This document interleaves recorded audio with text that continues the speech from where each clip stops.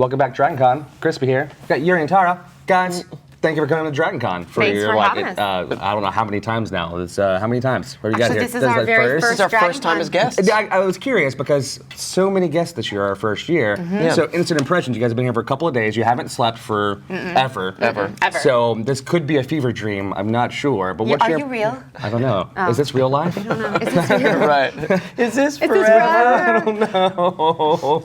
What do you got? So what's your first impressions though? Well, it's a little bit different because we had been here just to sort of play in the past, but as far as being guests, I think what we did is we overloaded ourselves with panels this time, so we're running pretty insane the entire time. Yeah, yesterday was 10 a.m. till 11:30 p.m. No breaks. No. Yeah. So it was a first time guest mistake. I guess. Totally. I'll do anything you want me to do. Yeah. Please.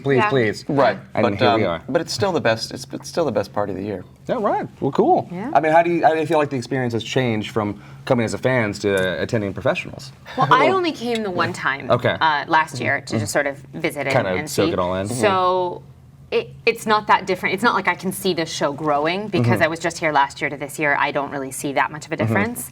But the experience of being in the crowds versus being behind a table is definitely a different experience. Yeah. I mean, it's a good time, but it's a lot more work this time. A lot more. You're a little bit more freeing before. And Right. Yeah, because you can go sit down if you want to and not get in the line. Whereas we have our times. That You're we need there. to be You're moving. You're always moving. Well, I mean, I know you don't have a lot of free time, obviously. But if you did, what would be like? Not even like panels that we have here, but like at any convention, like what would be the one like mega panel that you would want to go see? Mega panel. Yeah, like is there like a fandom or anything like that? I honestly don't even know the panels that are here this year, but I'm sad that I missed the BSG panels. And I'm sad we haven't gotten a chance to. I want to see the dealer's room or the vendors. room. I would love to see that. I don't even know where it is located because I think it's 14 blocks away. Yeah. Right. You have to take a plane to get there. But like I 64 love stories seeing up. what the artists do and what they bring and things like that. And I don't even know where it is. But we have art shows and things like that. So we do have the art show, which you can go check out. And we've got friends who are artists who actually I think worked on the DragonCon guide this year. Well, they did the cover for our graphic novel and a poster for our show. Comfort and Adam, and we haven't even gotten to see that. I don't even know where they are. They're somewhere in DragonCon. Yeah. I know people are at this convention, but I don't know. But I don't know for panels. I mean, I love so many of the BBC shows and things like that. What's your favorite BBC show right now? Ooh. Yeah, no pressure. We're just watching Jonathan Strange and Mr. Jonathan Strange, Norrell. Mr. Norrell. And then, of course, I'm always like waiting for Sherlock. I'm in the constant always waiting. This is my loading symbol. Christmas, we have the special, but it's every 5 years, I think, at this point. I'm confused. And actually, if there was a Mrs. I'm sleepy right now because I am sleepy. The Australian show that I love. If they had a panel on that, I would be like all over that. Yeah, it was Miss Fisher's Murder Mysteries. Miss Fisher's Murder Mysteries. Thank you for remembering. I've never even heard of It's sort this. of a BBC show, but it's Australian. So good, it's Australia. So it's a little bit less structured and informal in that sense, or? Yeah, maybe. But it's a period piece. It's a period piece. Takes place in Australia. It's a female detective in the 30s, and she's the best. It's so fun. We're gonna have to make a note of this. So it's my favorite. Fisher's Murder Mystery, Netflix. Oh, it's on Netflix. Yeah, first and they're doing this. They're filming the third season. They just finished filming the third season, and so that'll be coming. Well, we're done. I'm gonna go watch that. It's so good. It makes me so happy. Fair. Well, with fan experiences and things like that, you guys do conventions all the time. I mean, you guys are a tour de force on the circuit. What is like one thing, like from the personal experience, but on the professional side of things, that you look forward to out of the conventions? Well, I love doing the panels. I love being able to answer questions that people are curious about that then causes somebody else to ask another question. I mean, I love being able to answer questions when fans come up to get autographs, but it's a different kind of format when you're doing a panel because then people can sort of jump off of other people because they go, oh, you asked that question and that makes me ask this question. And I feel that sort of electric energy that you get in that audience experience. It's more organic in that sense. It's more natural in that sense. It's like doing a play. Everybody's in it together in a different one-on-one experience with just dealing with a fan and signing something, which is also lovely. But I love doing panels and answering questions. Getting the energy from everyone there in the audience. I like that part of it. Yeah, I like being because I used to go to conventions before I got into this business.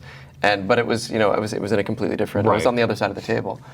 So I still love coming here and just being in a place where everybody is accepted and all the fandoms collide and people get to do things they don't normally get to do.